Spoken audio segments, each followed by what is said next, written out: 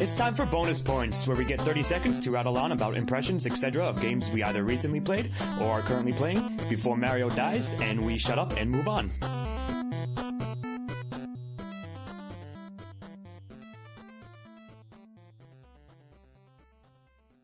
So I played Hard Reset Redux recently, and it was an excellent FPS cyberpunk-influenced kind of game. The art direction was amazing. The city looked great. It was basically Blade Runner FPS style. And even though the plot was weirdly ridiculous, like, play it and try to figure out what the plot is, I guess. Good luck. But the mechanics were great. It was excellent. It was a tight game. I enjoyed it, and I hope the developers make more of it. And it also had a cool little cutscene about graphic novels, or graphic novel style, and it was... So I recently played Thomas Was Alone, which is adorable. It's a puzzle game, but it's not too difficult, although I did, much to my chagrin, had kind of timed puzzles towards the end, which you had to perfect all of your jumps. But the real selling point is a great narrative story about the development of AI. And the narrator is fantastic. If you are the type to enjoy art piece games, this is definitely at that level. I played Doom recently, the 2016 Doom, and this has been a terrific experience. The level design still blows my mind, and you know it's just a lot of fun blowing away demons, having a good time. The main character still doesn't give a goddamn shit about anything, and it's just a lot of manic action. A lot of fun. All the new weapons are pretty great, and all the old weapons are spot on per.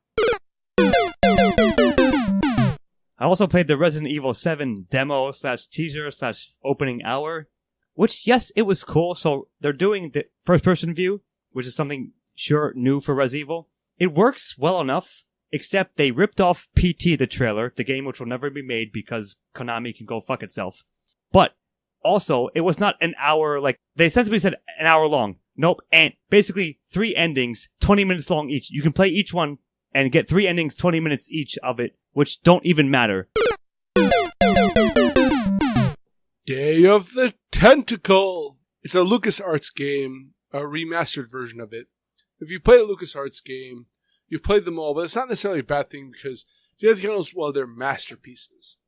It's sort of a sequel to Maniac Mansion, but not quite. In fact, you can play the entire game of Maniac Mansion within the game. And it's different time zones, so you have one in the past, one in the future, and one in the present day, all trying to work to stop the tentacles from conquering Earth. You get to challenge George Washington chopping down a cherry tree. Uncharted A Thiefs End. Well, I actually haven't finished it yet, but the beginning of it was a terrific jump back into the Uncharted lore. I actually wasn't the biggest fan of the third game. The second one was amazing, and I thought that the fourth one brought me right back into how I felt when I was playing the second, which is a lot of like really fun puzzles, things like that. You get to meet your brother, and it's just a lot of fun. If you like the Uncharted games, I would say play this one.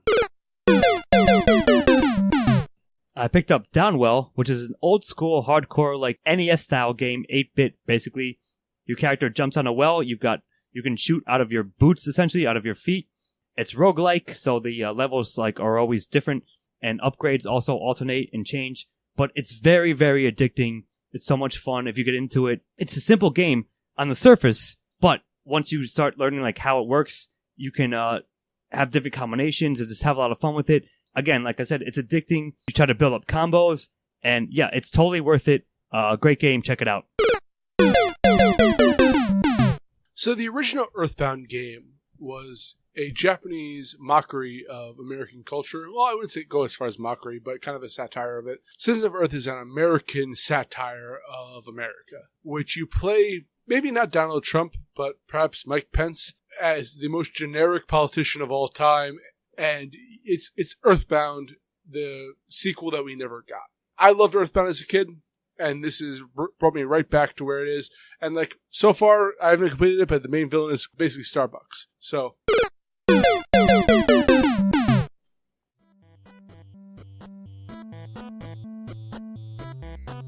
This has been Syntax Error. Thank you as always for listening, and we will see you next time. Music by Stephen Armosi.